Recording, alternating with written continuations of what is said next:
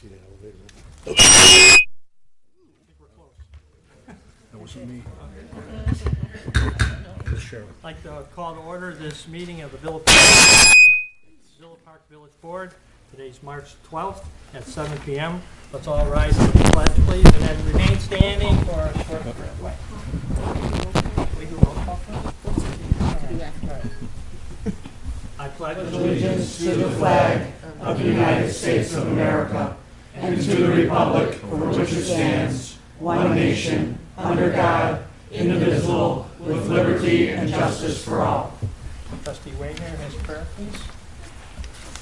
Heavenly Father, we come to you today asking for your guidance, wisdom, and support as we begin this meeting. Help us to engage in meaningful discussion, allow us to grow closer as a group, and nurture the bonds of community. Fill us with your grace as we make decisions that might affect the residents, staff, businesses, surrounding communities, and all those that enter the village of Villa Park. And continue to remind us that all we do here today, all that we accomplish, is for the pursuit of truth, for the greater glory of you, and for the service of humanity. We ask these things in your name. Amen. Amen.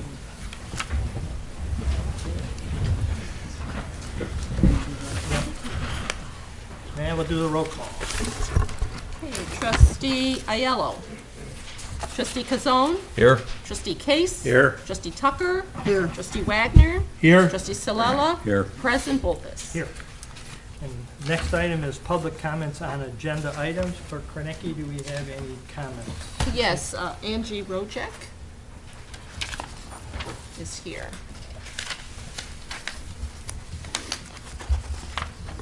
Hello. Thank you all for putting parking on the agenda tonight. I just wanted to thank you for talking about it and doing what we can to give us a little relief, so I wanted to thank you for that.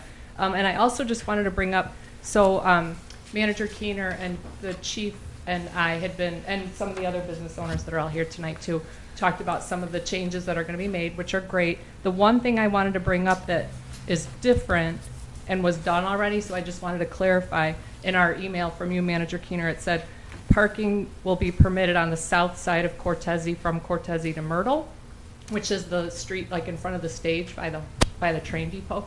It was put no parking on both sides, and then it said it was going to be permitted on the south side, which is great, at least that's a couple spots. But now they took the signs down and it's actually on the north side. So now there's these big rocks and boulders in the corner, and so trucks can't get through if there's cars parked. So I was just hoping they could move the no parking signs from the north side to the south side, as was originally stated was going to happen. Well, I think we're allowing parking Does on that the make south sense? side. It was supposed to be on the south side, but it's actually the signs were taken down, and now it's on the north side. They're actually right in front of the stage. The ones in front of the stage say no parking? No, that's where they are parking. That's what she wants. We would rather have them parked on the other I side. thought this said On the south side. South side. That's what I thought it was supposed to be. The ordinance says south side. Right. But now the no parking signs are on the north side. They're parking in front of the stage. That's where they're parking now. Correct. It says or it doesn't say no parking there. They were taken down there, so they're parking in front of the stage. But can they park on the other side? Does that According to this matter? ordinance, I think they can. That's what They can they're- park on the south side, but not on the north side. Okay, then the signs were taken down incorrectly then. Okay. So anyway, I just wanted to bring that Okay, up. yeah. Thank you. No problem. I think we got it, but I think, You know what I mean? Because those big boulders Yeah. are in the way. Yeah. so they can park on the south side. On the opposite side of the Right. stage. Yeah. Right. Okay. Anyone else on That's agenda all. items? That's the only one I had. So we'll go down to item 4, amendments to the, on agenda items? Okay. State your name, please. Rick Walwick, North Harbor Walwick. Villa Parks. It kind of addresses the parking, only it takes a whole new approach at it. If Villa Avenue was made one-way northbound, and at Wildwood, the southbound traffic could go west and cross the Great Western Trail over at Myrtle and make that swing down to Central and back over to Villa for southbound traffic. We actually create a little town square Villa Avenue could have all the diagonal parking, or not diagonal, angle parking, and it would alleviate a lot of parking problems there. That traffic route really only, would affect 2, maybe 3 residences, which the village could work with and probably compensate them for the excess traffic flow that's gonna go by and, you know, and negatively affect their properties. But it could really, just changing that flow pattern, could alleviate all the, if not all, most of the parking problems along Villa Avenue. Something to think about, I just, Okay. you know. All right. Could you please sign in? I put the sign-in sheet there. Thank you. Anyone else on an agenda item? Okay, then we'll go to item number 4, amendments to the agenda. Do we have any amendments to the agenda from the board?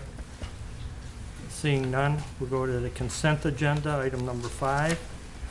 That consists of the minutes from the board meeting for February 28th, 2018, bill listing for the week of February 19th and February 26th and March 5th, for a total amount of $2,073,116.48. Do I have a motion for the consent agenda? Trustee Make a Tucker? motion.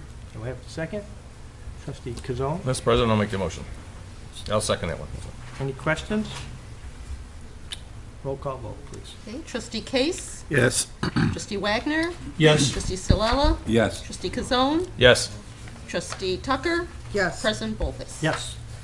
Okay, now, we're gonna mix this up a little bit. Item number 6, 7, and 8 all have to do with parking. We have a presentation. I'm just gonna read my little heading here. Item number 6 is first reading of an ordinance for the Village of Villa Park, DuPage County, Illinois, modifying parking restrictions in the Villa Business District. Number 7 is the first reading of an ordinance of the Village of Villa Park, DuPage County, Illinois, authorizing changes to the North Ardmore Streetscape parking. And number 8 is the first reading of an ordinance of the Village of Villa Park, DuPage County, Illinois, concerning parking changes on Harrison. And the fact that these are first readings, we don't need a motion, these are just for discussion. So, and with that, we're going to turn this over to Manager Keener for his presentation on parking in those areas. Thank you, Your Honor. And at this time, I'll turn it over to staff. We have Chief Mike Lay, and I think Director Jaskelis will be switching back and forth with maybe Deputy Director Rich Salerno also kind of going through the different parking. And staff, I put the laser pointer at the podium for you. Okay.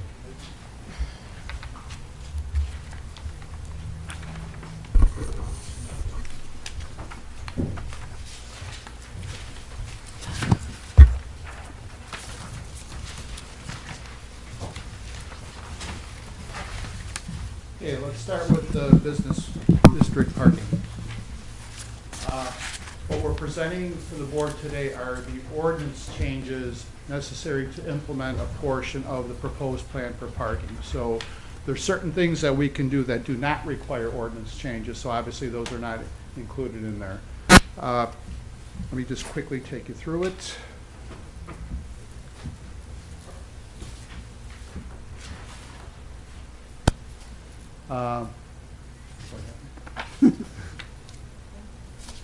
Okay, on Wildwood, right here, what we're doing is flipping the parking off the hydrant side to the non-hydrant side. So we're picking up, I believe, 27 spaces just by changing the side that parking can occur on there. Are you extending it past Summit, though?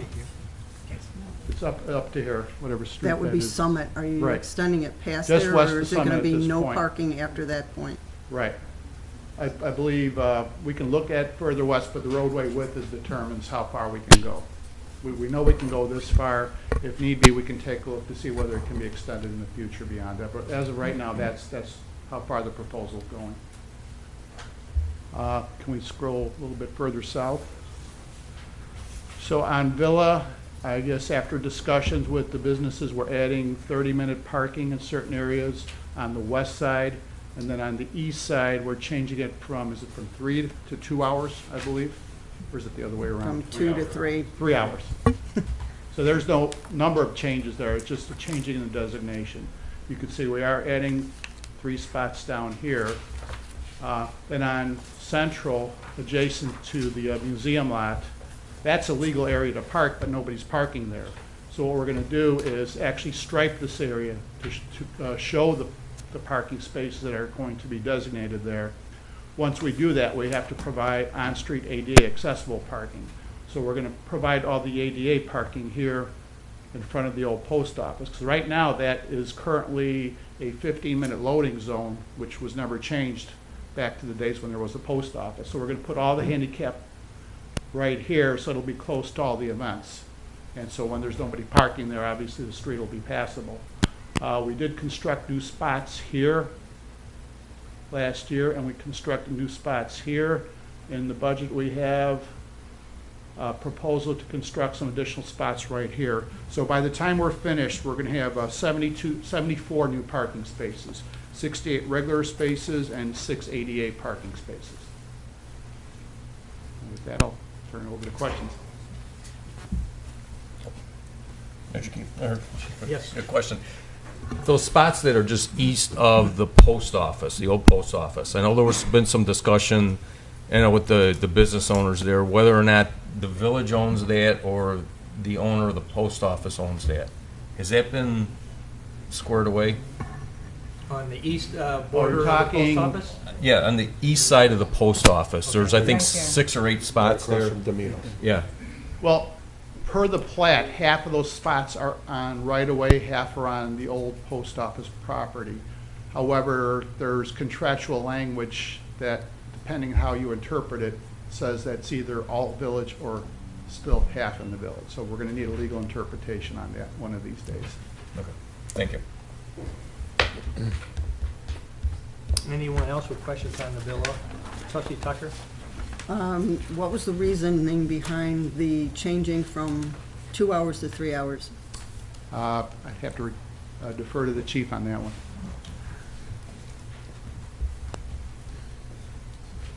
Good evening.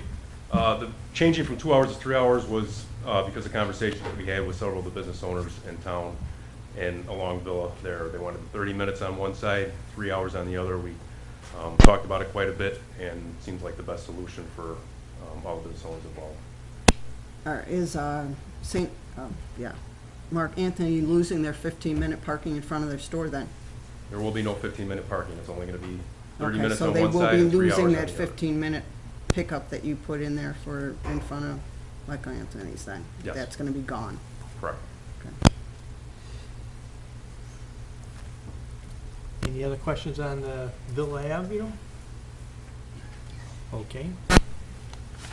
Move on to your next I presentation. got another question. Oh, You go went ahead. you went 24 hours in front of the Historical Society or Museum? The pink part, where you went 24 and you've got the Yeah. street now open? The parking in the museum parking? lot. In the museum lot, yes. The museum There's no lot is- changes proposed there. Okay, there was always open parking? So it was always 24 hours that they could park I there? checked through our ordinances. I did not see anything that restricts overnight parking in our commuter lots. Now, I could be wrong, but I could not find it. Okay, so that's still comes under the commuter lot ordinance, that's why it's 24 hours that they can park there?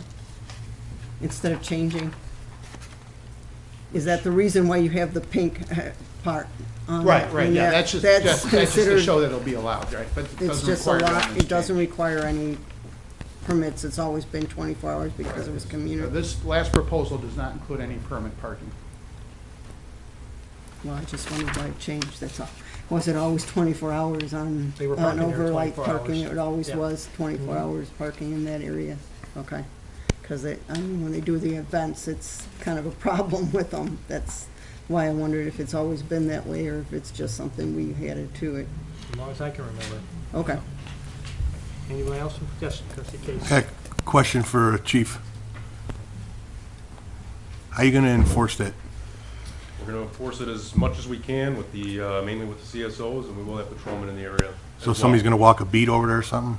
They will either walk through or they'll drive through and we'll figure out different ways for them to do the enforcement. But that's one of the reasons that, in our discussions, that it's the timed parking is only on Villa. It's a little bit easier for us to enforce if it's in one location as opposed to spread out in different areas and with only 2 time zones as opposed to 3 or 4 different time restrictions. Okay, I'm gonna ask you another question that probably nobody's gonna like. You ever think about meters there? Talked about it. Okay. I know some of the, yeah, I didn't expect much more, to tell you the truth. All right. Apparently it didn't go over. Well, it didn't take much to figure that one out. Okay, thanks. What kind of signage are you gonna put on, Wildwood and that? And is there gonna be signage or just to have marked parking spaces? Right, just going to be marked parking spaces. Okay. Any question? Yes. So how long will it take us to roll this out with all the appropriate signage? Well, the signs will have to be fabricated, the striping will have to be put in place. I assume if we're fairly comfortable that it's going to not change, we could start that process even before the second reading, but I would prefer to wait until it passes second reading, just to make sure. Yeah, even if we did anything, we couldn't enforce it until after the second reading. Correct. So, I think the board, staff will get a pretty good idea after our vote on this. Well, we're not gonna vote, so this is just a discussion, so. The switching between the north and the south on Wildwood, on the other side. You went from parking on the not permit parking on the south side to the north side on the other side of Wildwood. But it's not in any of the ordinances that it's changing. From Villa going east. According to this, you switch the side of the street from parking not being allowed on the If north we side missed to we'll add switching for it to the second south reading. side. Okay. That's what I wondered. There was no ordinance there. Was it not needed? That shows no parking. Right, if we missed it, we'll add it for the second reading. Okay, because I didn't see any ordinance that we were changing on the switching from the north side to, or from, yeah, the north side to the south side.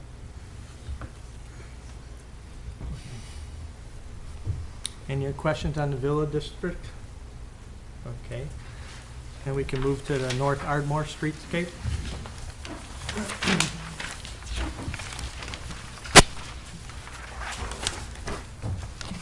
Okay, this plan was originally put into place with the old Golden Spike development. It was part of the developer's agreement that the village, as part of our streetscape project, would provide on-street parking for the development.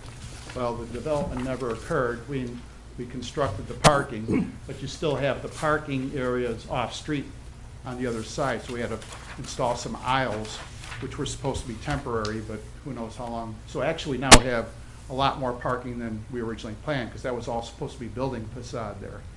So basically, the proposal is we're going to install one ADA ramp, ADA handicap spot, which is required by ADA, one area for loading and unloading, and the rest will be parking allowed except from 7 to 9 a.m. as in all other areas adjacent to the commuter lot, because commuters should be using the commuter lot and not parking on the street. So that's basically that proposal. Trustee Wager. That ADA compliant parking, could that satisfy the requirement for that strip mall there, or is that? No. No, okay. No, I think it's one ADA for every 22 on-street parking spots, something like that. So it's strictly to meet the on-street. Okay, that's all I had. Anyone else on this? That's already marked that way, isn't it? It's It's marked, but I already don't marked think it's that way, signed. right? So it's already marked on the street that way right now. We're just making it official? Right, and the signage for the 7, I don't think the 7 to 9 restrictions No, are the up there. 7 to 9 is restrictions not there, but the parking places are in effect from what I can tell already. Even though the ordinance currently says no parking. Yeah, Yep. okay. Question. Yes, sir. Is there any way of moving the ADA closer to the train station? Flip-flop? We could take a look. I mean, that seems like quite a distance for someone with disability, whether they're being helped or not. We'll take a look. I don't know if that space was designed to be larger to accommodate ADA or whether they're all the same size, but we'll take a look. And if it can be moved, we'll move it on, we'll change it on the second reading. Are there ADA spots in the train parking area? Yes, spots? yes, there are. So those are just there to satisfy the That was for the parking. businesses, it's not for the commuter parking lot, but if it's desirable to move it, we can move it. Anyone else? Okay, then we'll move down to the Harrison parking.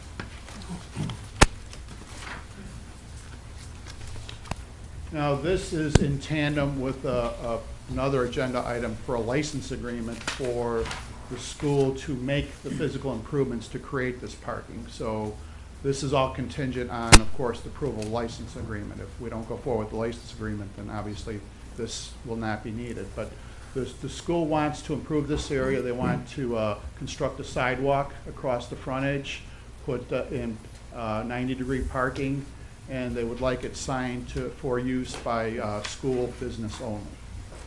So that's the request for the proposed ordinance. Well, they definitely need more parking at the school because cars are already parking on the side street there, so it'll help a lot, so. And they're paying for all the improvements. Yes, and maintenance. Yes. So. Yes, sir, Trustee Wagner. Just to clarify it, but during non-school time, regular parking will be allowed. Yes, I believe Yes. it's weekly is the proposed hours. And I think it said even on school days. On school days. School Yeah. days, yes. Yeah, until 4 o'clock. So. Okay, any other questions on parking? All right, then we'll move on to number 9. It would be the ordinance of the Village of Villa Park, DuPage County, Illinois, authorizing publication of the 2018 zoning map. Manager Keener. Thank you, Your Honor. Each year, the village is required to publish its zoning map by March 31st. As no changes have been made to the map in the last year, this map is identical to the 2017 map. Thank you, Your Honor. Thank you. Do I have a motion for the ordinance? Trustee? Okay. Fiala, okay. And a second by Cazone? I'll second it. Okay. Any questions or comments? This is just something that we have to do by law. So. Okay, we have a roll call vote. Okay, Trustee Case? Yes. Trustee Tucker? Yes. Trustee Wagner? Yes. Trustee Kazone? Yes. Trustee Salella? Yes. President Bolus? Yes. Item number 10, resolution of the Village of Villa Park, DuPage County, Illinois, authorizing a license agreement with School District 48 for parking on the Harrison Street right-of-way. Do we have a motion for the resolution? Trustee Wagner, I'd like to make that motion. do you have a second? Trustee Case? Seconds? Okay. Second. Any questions or comments? Seeing none, roll call vote. Trustee Salella? Yes. Trustee Kazone? Yes. Trustee Tucker? Yes. Trustee Wagner? Yes. Trustee Case? Yes. President Bolus? Yes. Item 11, resolution of the Village of Villa Park, DuPage County, Illinois, awarding a contract with Alliance Contractors for the Ardmore Bridge retaining wall in the amount not to exceed $91,438.07. Manager Keener. Thank you, Your Honor. A portion of the southeast retaining wall for the Ardmore Bridge has failed and requires structural repairs. It is proposed to replace an existing timber wall with a new concrete panel retaining wall. The new wall is expected to have a lifespan in excess of 50 years. The project was publicly advertised and bids were opened on February 27, 2018, with 5 contractors submitting bids.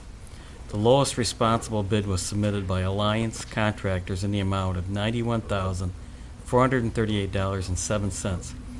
Although the low bid exceeded the engineer's estimate and budgeted expense, it is not believed that rebidding the project would result in any cost savings. Funds would be taken from the Street Improvement Fund account number 60-502-02-299. Sufficient funds are currently available in this account. Thank you, Your Honor. Do I have a motion for the resolution? Trustee Kazone, Mr. President, I'll make the motion. do I have a second? Trustee Wagner? I'll second that motion. Any questions or comments? Trustee Tucker. The reason for that, I mean, I take it it's erosion, that we need to do this so that the hill totally doesn't disappear eventually on that side, is the reason why it's coming apart. Is there something that they have to dig in and escalate to do this, or is it an outside facial type thing? Manager Keener. Your Honor, that's a good question. I believe they'll obviously have to remove the timber wood, and let me have Director Giskelis kind of give us a general background of the project. If they're gonna do any boring, and they're gonna have to remove some dirt to put a concrete wall up there. Well, it'll be a very confined excavation. Yeah. It's going to be digging in a narrow area straight down, basically. So there'll be some material removed, but not a whole lot. It's a very confined area. That's one of the reasons why the prices came in higher, because it's a very tight space to work in. Trustee Tucker? There's a curb fixture there. Is they gonna have to move that one too? The curb. I think they're working up Timberwoods on on the the thing, are embankment. we I don't talking about believe they're doing impacting the removal of curb. that also? Pardon me? There's a cement fixture there too, besides the I believe they were going to work around it, or at least try to work around it. Obviously, there's no guarantee, but if they do have to disturb it, it'll have to be replaced. But I believe the intent was to work around it.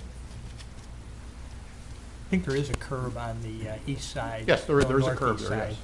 Which, there's some timbers falling over, I saw over there, so. Okay, anything else? No, this one. Question We got over one on the other side. Trustee Ella? Was there any estimates for the repair that would include steel waffle wall? We opposed looked to at the a couple. concrete pre-poured?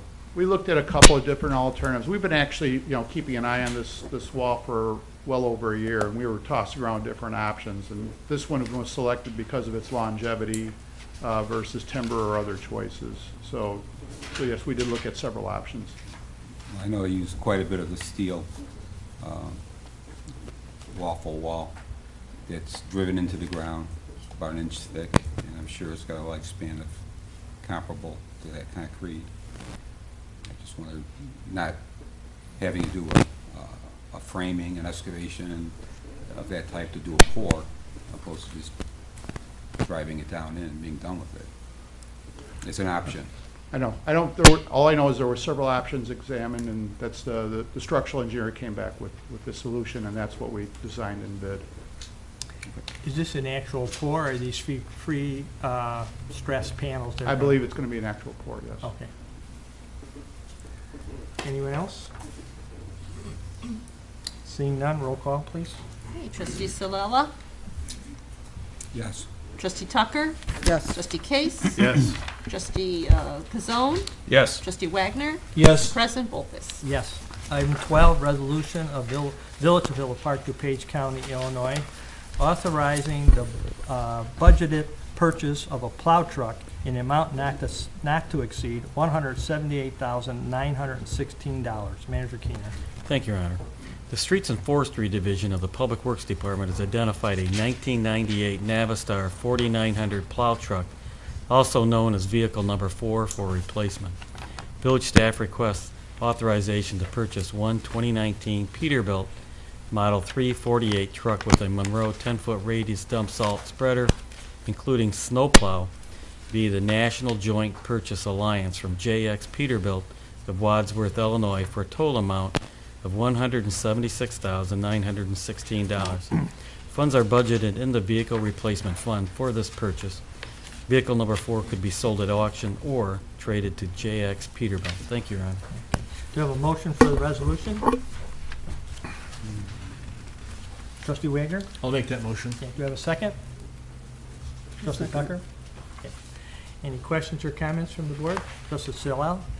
Is this vehicle the same as our other fleet vehicles, staying consistent for mechanics and service and whatnot? Or is it a new style model, something new to the fleet? Good evening. Yes, it's identical to the last purchase that we just did. Same exact model, same dump body. Is this something we're going towards as we replace them out in the Yes. future also? In the future, a couple of years ago, we looked at a number of different vehicles and manufacturers on the market, and with our research and what showed that longevity, the characteristics of this particular truck, turning radius, visibility, comfort to the drivers, as well as longevity. This particular model is Peterbilt's, what they claim their million-mile over-the-road truck scaled down to a medium-sized frame. Has aluminum cab. The hood is actually what they call a Menton. It's like a plastic, so a little bit lighter weight. Longevity-wise, we were able to use it last year, and staff really enjoyed it. And actually, it was a pleasure for the operators to be in it. So, like I said, with the some of the features that it does have, and looks like it's going to be an industry standard. Besides Villa Park, the state, Tollway Authority, and other municipalities are also hedging. They're all purchasing Peterbilt's now. Previously, it used to be Ford. Ford went out of business. Sterling was in its successor. Sterling's gone. International's out there. When they came into the market, their engines they had some emission issues trying to meet standards. Now they're actually using a Cummins engine instead of their own engine, so that's why we decided to go with Peterbilt. Thank you. Any other questions? Trustee Tucker? What's the year of the other Peterbilt that we have? I'm sorry? What's the year of the other one we have? I believe it's a 2017. Is it 2017? Anything else, trustee? Anyone else? Okay, roll call vote, please. Okay, trustee Kazone, Yes. trustee Case, Yes. trustee Salella, Yes. trustee Wagner, Yes. trustee Tucker, Yes. President Bolfus. Yes. Item 13, resolution of the Village of Villa Park, DuPage County, Illinois, authorizing change order number 1 to the contract between the Village of Villa Park and Chicagoland Paving Contractors, Inc. for the Washington Street Green Infrastructure Project in the amount of $42,932.13. Manager Keenan. Thank you, Honor. Village has a contract with Chicago Land Paving Contractors, Inc. of Lake Zurich, Illinois, for construction of the Washington Street Green Infrastructure Project. Proposed change order number 1 consists of the balancing of some contract quantities as measured in the field to date, and the addition of pay items and quantities needed for water service and sanitary sewer service adjustments. The net amount of proposed change order number 1 is an addition of $42,932.13 for an adjusted contract amount of $902,931.33. The cost of the additional work would be paid out of account number 68-502-10-299 in the Stormwater Fund, with full reimbursement expected underneath the Community Development Block Grant Disaster Recovery Program. Thank you, Ron. You have a motion for the resolution? Trustee Kazone? Mr. President, I'll make that motion. Do we have a second? Trustee Case? Second. Okay. Any questions or comments from the board? I think part of this requirement for this, we had to do some extra excavation there. We had to lower some water lines to get them down far enough that we weren't anticipating, to get them underneath the frost level, and also some sewer lines had to be lowered down. That old drawings definitely sometimes don't really show what's under the ground. So, seeing no other questions, we'll call a roll call vote. Trustee Wagner, Yes. trustee Salella, Yes. trustee Tucker, Yes. trustee Case, Yes. trustee Kazone, Yes. President Bolfus. Yes. Item 14, resolution of the Village of Villa Park, DuPage County, Illinois, establishing the fees for the village's swimming pool for 2018. Manager Keener. Thank you, Your Honor. Pool pass rates must be finalized by a resolution and approved by the Board of Trustees in an effort to increase the likelihood of achieving self-sustaining aquatic facilities. The village raised the season pass rates by 10% in 2013, 2014, and 2015, respectively, and 5% in 2016. there were no fee increases for the 2017 season. In light of the board's recent decision not to open Lufkin Pool for the 2018 season, staff recommends and the Parks and Recreation Commission concurs that the 2018 rates remain the same as the 2017 rates. So there is early bird discounted rates and regular season rates. So for residents ages 3 to 59, the early bird rate will be $53. The regular season rate will be $72. Non-resident ages 3 to 59, there is not an early bird discount. Regular season rates would be $99. Resident senior age 60 plus, early bird discount rate is $48. Regular season rate would be $64. Non-resident age 60 plus, there is no early bird discounted rate, and the regular season rate would be $92. The daily admission fees are recommended to be $7 for residents ages 3 and older, and $9 for non-residents ages 3 and older. The evening discount fee will be $5 for residents and $7 for non-residents, beginning at 5 p.m. The daily admission rates recommended for 2018 are the same as they were in 2017. These fees are comparable with neighboring communities with similar aquatic facilities. Thank you, Your Honor. We have a motion for the resolution. I'll make a motion. Trustee Sealow. And do we have a second on there?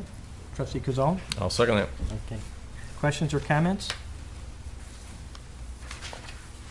Seeing none, roll call vote. Okay, Trustee Case? Yes.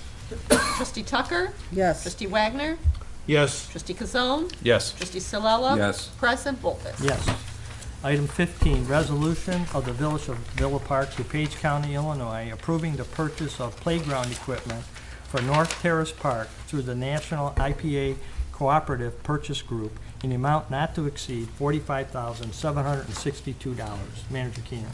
Thank you, Your Honor. North Terrace Park Playground is in need of replacement.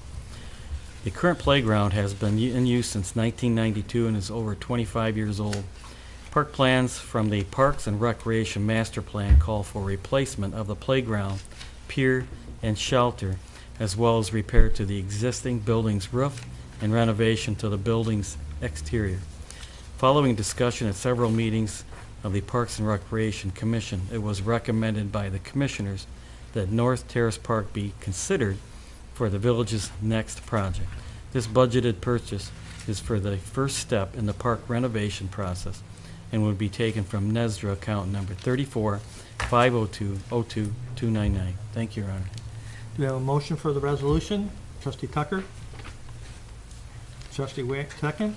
I'll second that motion. Trustee Wagner? Okay. Questions or comments from the board? Seeing none, roll call vote. Okay, Trustee Kazone? Yes. Trustee Case? Yes. Trustee Silella? Yes. Trustee Tucker? Yes. Trustee Wagner? Yes. President Bolfus? Yes. Item 16, resolution of the Village of Villa Park, DuPage County, Illinois, authorizing the purchase of a fire engine from Global Emergency Products for a total net price in the amount of $571,661. Manager Keenan. Thank you, Your Honor. The fire department currently has 3 fire engines, also known as pumpers, in its fleet. 2 are frontline engines, and the third is a reserve. The reserve engine E80 is a 24-year-old Emergency 1, also known as E1, with 88,000 miles and over 11,000 hours of engine time. The fire engine has reached its in-service life with the Village of Villa Park's fire department. The village has been saving to fund this purchase of this engine for 5 years. To avoid the 2018 price increase, the engine would be ordered prior to the end of the current fiscal year. However, the cost of the engine would be paid out of the stub year 2018 funds. Funds are available in the stub year 2018 Equipment Replacement Fund account number 65-502-02-401 for this purchase. It is estimated that the shipment date will be in March of 2019. Thank you, Your Honor. We have a motion for the resolution. I'll make Trustee Sealow. Second. And is that Trustee Case? Yes. Second? Any questions or comments? Trustee Tucker? I take it you did get your agreement with the Global emergency package that he agreed to the deal? Okay, I just wanted to make sure we did get the deal that he agreed to what you had proposed. Any other questions? Nope. Roll call vote, please. Trustee Kazone? Yes. Trustee Wagner? Yes. Trustee Tucker? Yes. Trustee Case? Yes. Trustee Salella? Yes. President Volkes? Yes. Item 17, appointment to boards and commissions. One appointment, Community Pride Commission, Teresa Bauer, for March 12th, 2018 through April 30th, 2021. Do we have a motion for the appointment? Trustee Kazone? Mr. President, I'll make that motion. Do we have a second? Trustee Case? I'll second. Okay, any questions, comments? Roll call, please. Okay, Trustee Tucker? Yes. Trustee Salella? Yes. Trustee Wagner? Yes. Trustee Case? Yes. Trustee Kazone? Yes. President Volkes? Yes. Number 18, public comments on non-agenda items. Clerk Kornecki, do we have any public comments? Yes, we have a few people have signed up, and I think we'll start with Pam Bradford. Pam, yeah.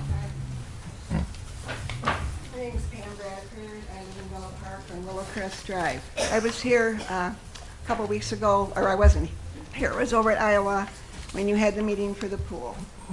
And I left with my heart just sunk to the bottom. I got stuck at the train as I was leaving, and I'm thinking about all this and thinking about all the families that were there. The kids laying on the floor asleep, waiting for the meeting to be over, hoping that the pool could be opened. I moved here in 1971. I had 4 kids under the age of 5. The pool was my godsend. It was my summer vacation.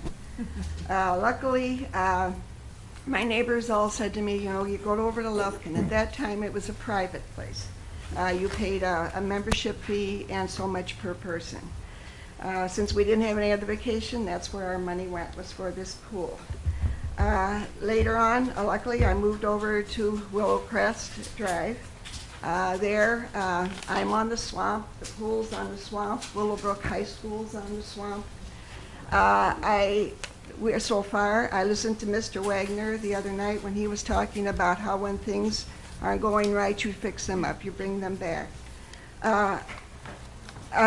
My kids all worked at the pool. They worked as basket people, they worked as lifeguards. My one daughter was assistant manager. It was just, my kids were at Jefferson for swimming lessons. I just think it's such a godsend, and to see all these people interconnect. I work at Willowbrook High School now. One of the things about Willowbrook, and I don't know if people here realize, there are 40 languages spoken at Willowbrook High School. And these people all interconnect. The pool brought a place for people to interconnect that wasn't necessarily from just St. A's, St. Pius, all these grade schools all mixed. They all had this summer together. It was a way to connect and see what a great thing can come from it. I work on the archives in the library at the high school. One of the things I came across yesterday was in 1959 when Willowbrook High School was being built. The inside of the high school was laid out for a pool to go in. It would have cost $220,000 for a pool to go in. No one wanted it, okay? York High School instead, they built theirs for $550,000, okay? Since I've been there at Willowbrook, and I don't know how many times things have come through where they want to build a pool, they want to build a pool, they want to build a pool. It's been turned down, it's been turned down, it's been turned down. I know you say 10 years, 22 million, a referendum. I just don't know how much that's going to go over when I see how much this has been turned down before. I think losing all these young families and all these people is a great loss to our community. I don't know if their enthusiasm will be there. If there's not, there's something for them. I was so proud when it came out with the West Suburban Living magazine, and Villa Park is a place to move. One of the things that was anyway, I just really wish that there would be a little bit more help from all of you. $86,000 to destroy the pool, maybe that could go for help rebuilding it. Thank you.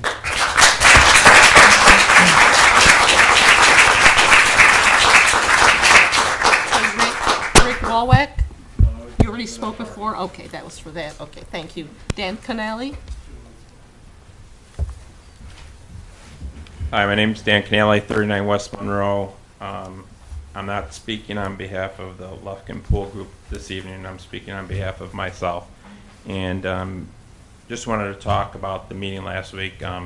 Very disappointed on the way it was conducted. I felt a lot of things was not on the agenda. And before I start, the one thing I'm very concerned about is that parking, and I'm very concerned about Lions Park.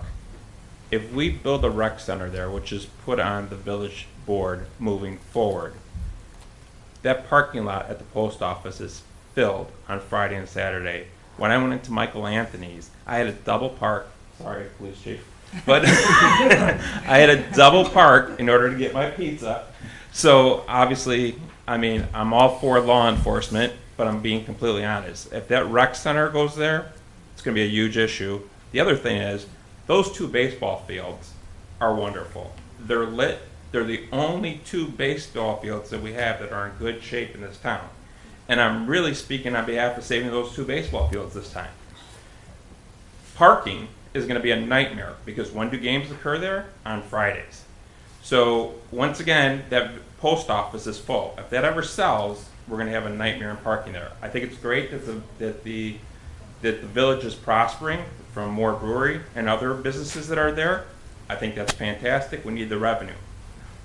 The final thing I'd like to point out is this land use restriction, which was pointed out on the website. And it's very confusing when you get a document that doesn't have any signatures, any stamp by a notary public or anything like that.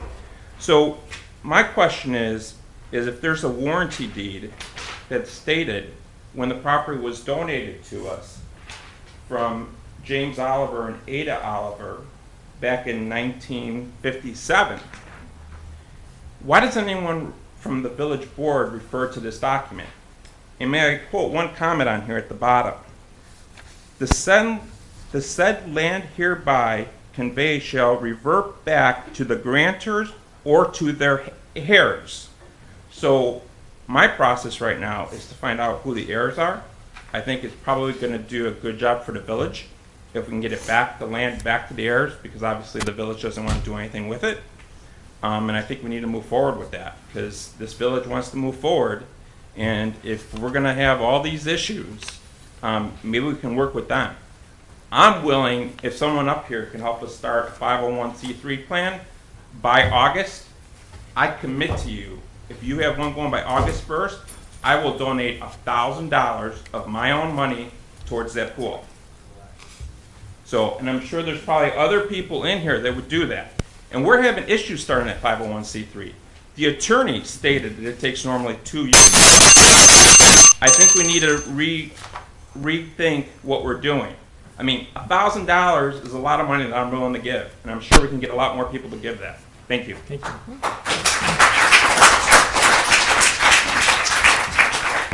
Tom King.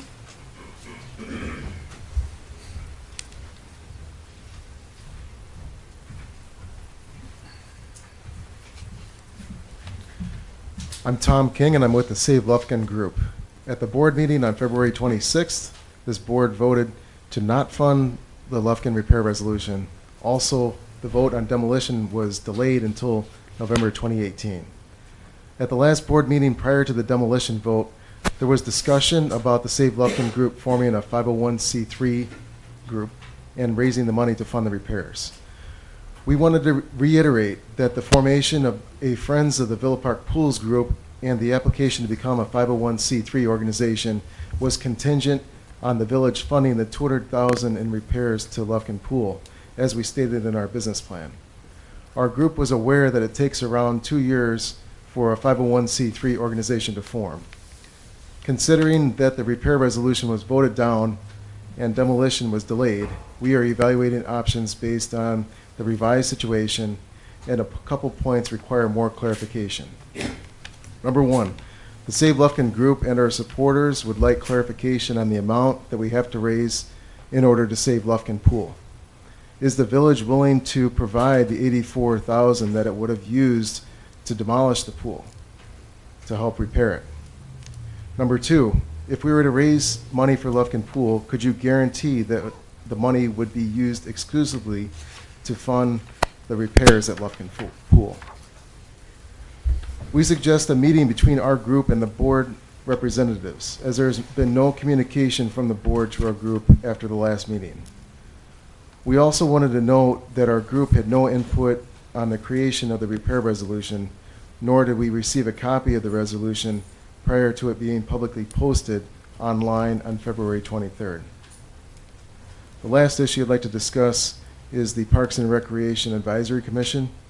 At the February Coffee with the Board, the Save Lufkin group was encouraged to nominate someone from that group to fill a vacancy on the Parks and Recreation Commission. We nominated someone for that vacancy, submitted their application on February 9th, and have not received a response or an acknowledgement from the board about this application. We even tried following up on February 24th and March 9th with respect to the application, and no response or acknowledgement has been obtained. We would appreciate a response on this issue. Thank you.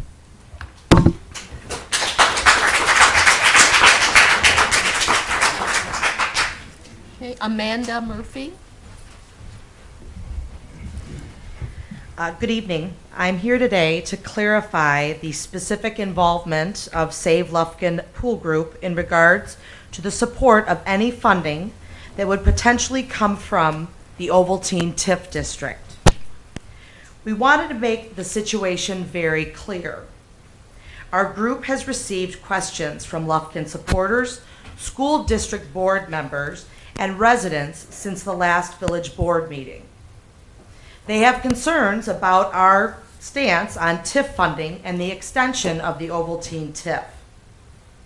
At the February 26, 2018 board meeting, the village manager discussed using the Ovaltine TIF funds to help to build a new facility at Lions Park.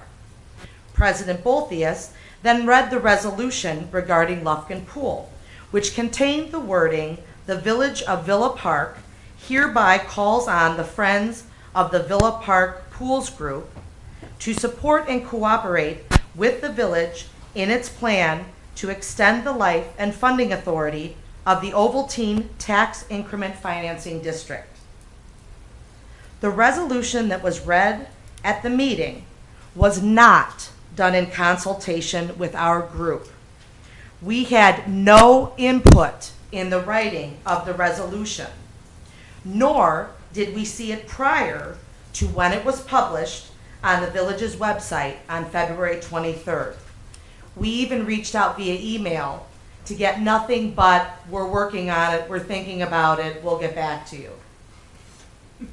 The TIF extension idea was tossed out to this group by the staff and the board, kind of like when President Bolthius told us at Coffee with the Board that they will only bring the resolution if we have a yes vote for it. But there was no discussion by the Save Lufkin Pool Group with the village board or the village staff. We did not write anything about the TIF extension in our business plan, nor had we agreed verbally or in writing to support the TIF extension. Let me be very clear. The Save Lufkin Pool Group never developed a stance on the TIF extension. We never gave feedback on whether we were in favor or in opposition. Thank you.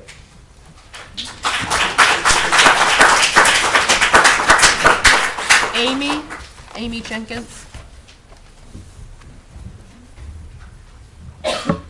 Amy Jenkins, I'm also with the Save Lufkin Group. As we stated in our press release, the Save Lufkin Group is obviously disappointed with the board's decision to not fund the needed repairs at Lufkin, which would have allowed the pool to open in 2018. After hearing all the discussion at the last board meeting, our group is becoming increasingly frustrated with the inconsistent and contradictory communication from the board. At the January 8th meeting, you asked residents to review the budget and find the money, and we did. At that meeting, you asked us to come up with a plan, and we did. At the February 26th meeting, you voted to table the demolition to allow the Save Lufkin Group time to raise money, but as Tom mentioned, not a single member of the board has contacted our group to clarify any details of what that would entail. Trustee Case, you explained that you were voting no because you didn't feel that Lufkin Pool would be safe even with the repairs outlined in the February 26th resolution, despite the fact that Director Gola stated just minutes prior that the pool would in fact be safe. It's very confusing that we would heed the advice of a group of resident volunteers, being the Parks and Rec Commission, when deciding to close the pool, but yet completely disregard statements made by our staff, the subject matter experts, when reconsidering the decision. Trustee Tucker, in your candidate profile in the Daily Herald, which is less than a year old, you clearly state that you are in favor of improving the pools, and yet you voted against doing just that. Trustee Aiello stated that he couldn't in good conscience spend money on a pool when we have underfunded police and fire pensions and flooding homes in our town. And yet, since reaching our emergency reserve goal back in 2013, there hasn't been a single transfer to supplement pension contributions.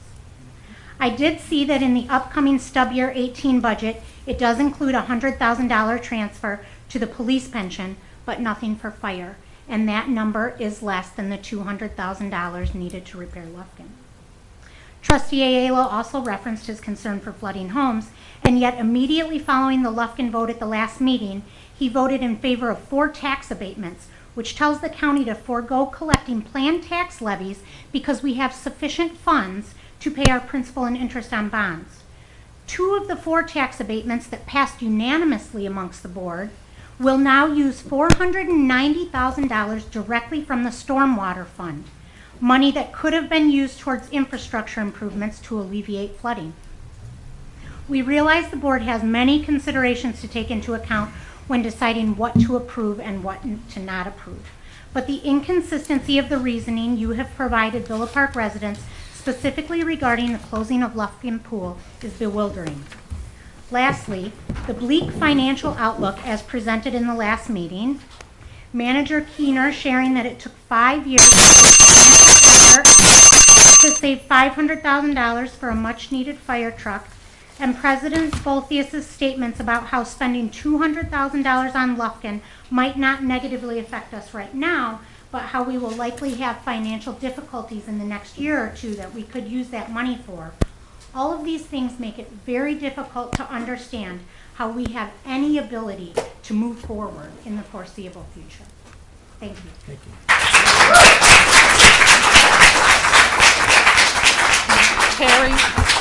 Terry Wolf. Good evening. My name is Terry Wolf. I'm a member of the Save Lufkin Pool Group. I am sure that you are aware, as you've heard now, that we are very disappointed in your decision not to fund the repairs on Lufkin Pool. We have met as a group since the last board meeting and are trying to identify our future course of action, but one of our areas of focus, which you're starting to understand, will be the accountability of the Village of Villa Park. During the past few months, while trying to help you find a way to keep Lufkin Pool going as a bridge to a time when a new pool can be realized, we have discovered some areas in which the village and its commissioners, or commissions, namely the Parks and Rec Advisory Commission, are not conducting business in a very transparent or ethical manner. At the last board meeting, it was mentioned that the Parks and Rec Advisory Commission had not made, that they had not made a recommendation for funding the pool repairs. Trustee Tucker quickly responded that for the record that they had. Well, I have scoured the meeting agendas and minutes and have not been able to find this recommendation. I will update this and tell you that Director Gola showed me such an email on my way in. I look forward to seeing it later on. The January Parks and Rec Commission meeting minutes have been approved for over a month, but yet they're not even posted. On tonight's agenda, the resolution to set the pool pass rate states that the Commission concurs with the recommendation. In review of the board packet in a memo dated March 6th from Superintendent Racanelli to Manager Keener, she states that the Commission members were contacted via email. This is not very open. Finally, we are aware that that there are at least 2 Park and Rec Commission members that are also part-time employees of the Park and Rec Department. These individuals are in a position to directly influence their own financial situation. This is unethical and does not serve the residents of Villa Park well. We ask that you look into this matter, develop policies against this practice in the future, and remove these members from the commission in which they serve, if warranted. Thank you.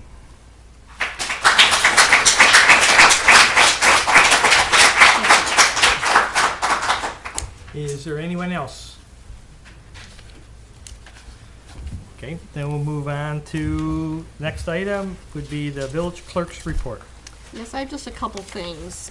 First of all, early voting sites are now open for our town. Closest to us is Elmhurst City Hall is there on York Road. That is open.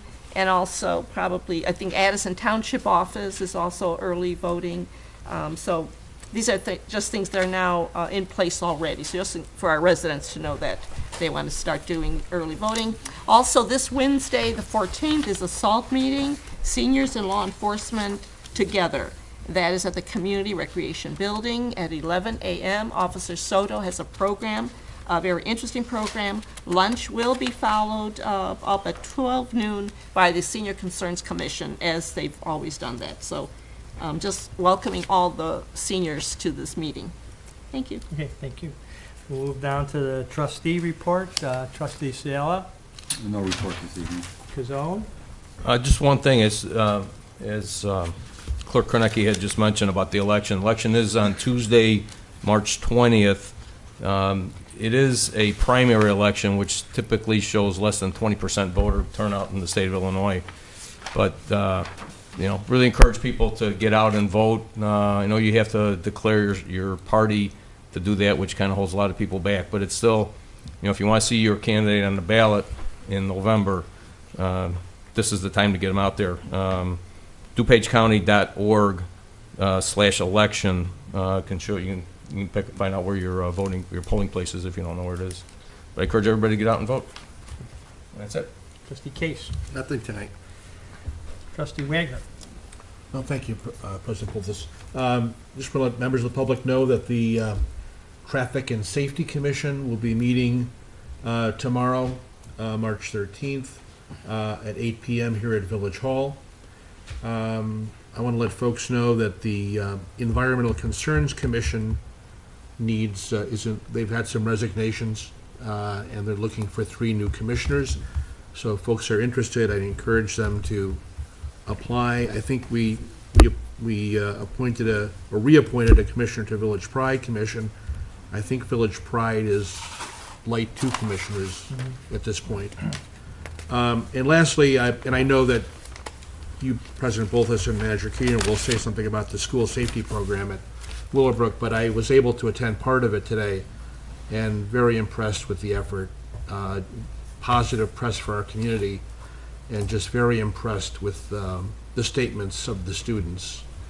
One in particular just kind of touched me. One student expressed a desire for people to perform random acts of kindness to try and do 17 a day in honor of the 17 people who lost their lives. So I think it was a very worthwhile program. That's all I have. Thank you. Thank you. Trustee Tucker? I have 2 things on the agenda. There's a Park and Rec meeting tomorrow at 7 o'clock at Iowa School. It's open to the public.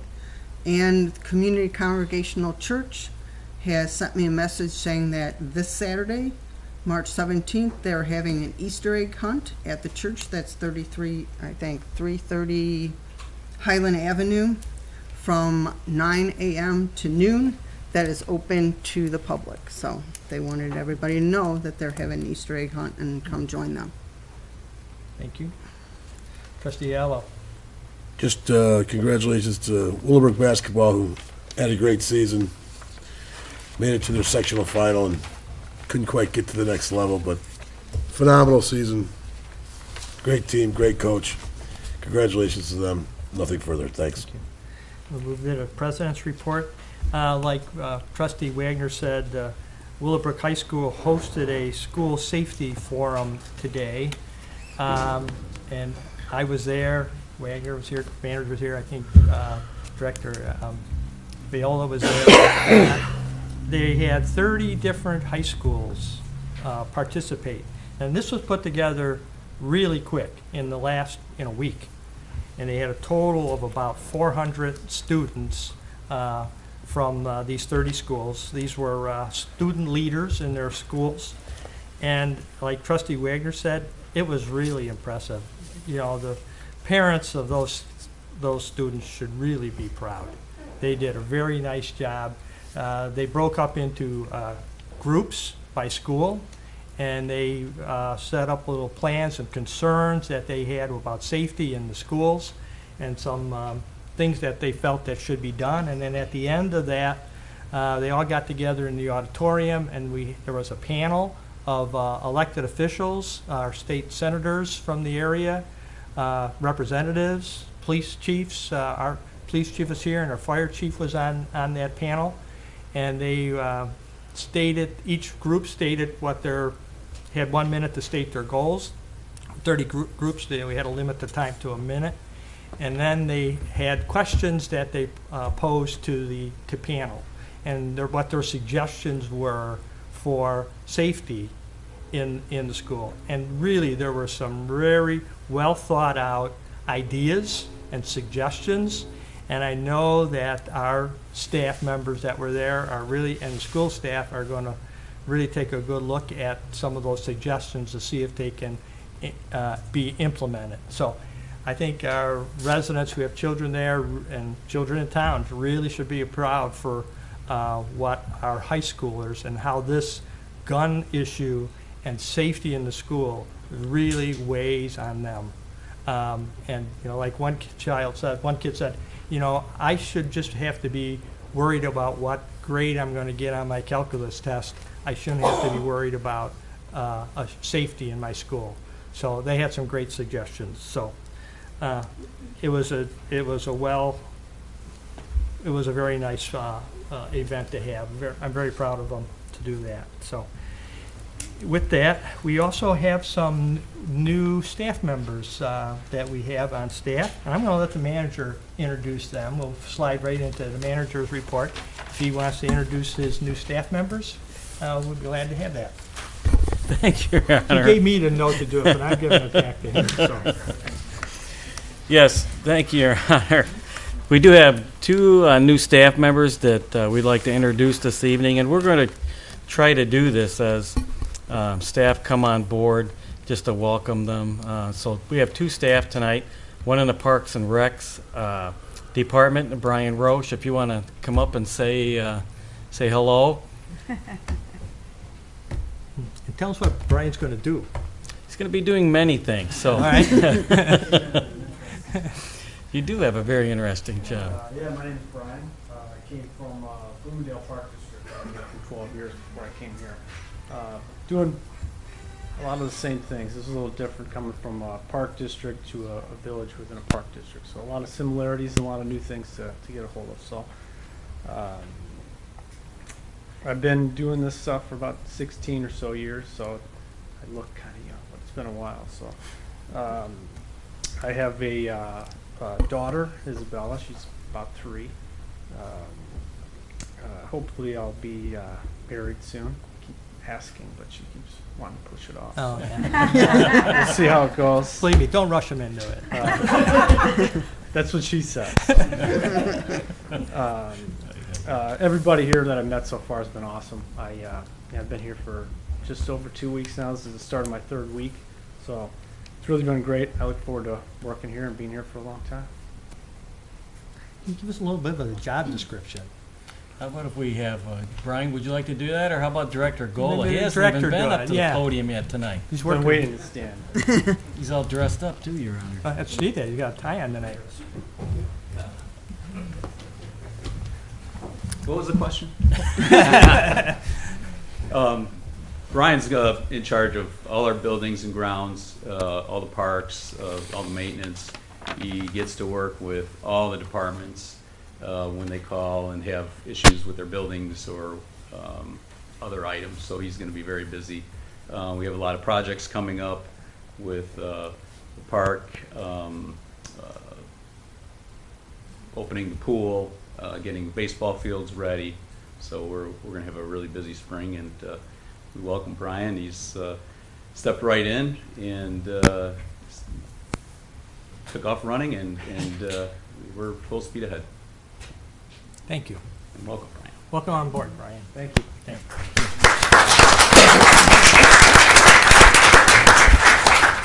you. You know, I read the job description when you advertised it. I didn't think you were ever going to find anybody. Yeah, it was quite a description, so welcome aboard. Who else do we have? Your Honor, we have Kayla King, and she's just come on board. She's going to be our new PIO and / NIU intern. She's studying for her master's.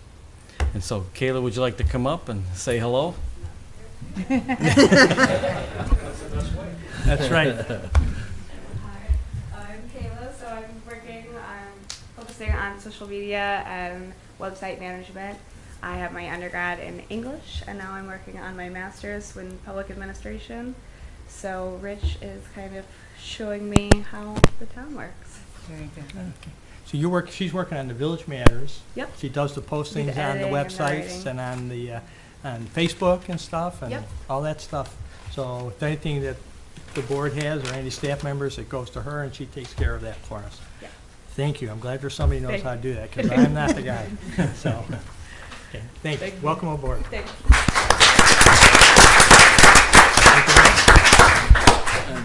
One more item, Your Honor, and then I'll pass. I'd like to read a quick news release. So the Certificate of Achievement for Excellence in Financial Reporting has been awarded to the Village of Villa Park by the Government Finance Officers Association of the United States and Canada for its comprehensive annual financial report. And Your Honor, Board, we call this the CAFR. The Certificate of Achievement is the highest form of recognition in the area of governmental accounting and financial reporting, and its attainment represents a significant accomplishment by a government and its management. And Your Honor and Board, this is the 31st time we've received this. So thank you. Can we applaud you and Kevin? I'm sure it's not me here. Yeah. I'm sure it's Kevin. Our Kevin Wacko, our finance director. Thank you, Your Honor. Thank you. Anything else? No, Your Honor. Okay. All right, we're going on to item 23, executive session. 5 ILCS 120/2, C1, personnel matters. C2, collective bargaining matters. C5, purchase and lease of property. C6, sale and lease of property. C11, pending litigation. C21, discussion on closed session minutes. We have a motion for executive session. Trustee Wagner? I'd like to make that motion. We have a second. Trustee Allo? Second. Any questions? Roll call vote, please. Trustee Salella? Yes. Trustee Kazone? Yes. Trustee Tucker? Yes. Trustee Case? Yes. Trustee Wagner? Yes. Trustee Aiello? Yes. President Bolus? Yes. With that, we're going to go into executive session. We won't be coming back. Our next board meeting is Monday, March 26th, right here at 7 o'clock. Thank you.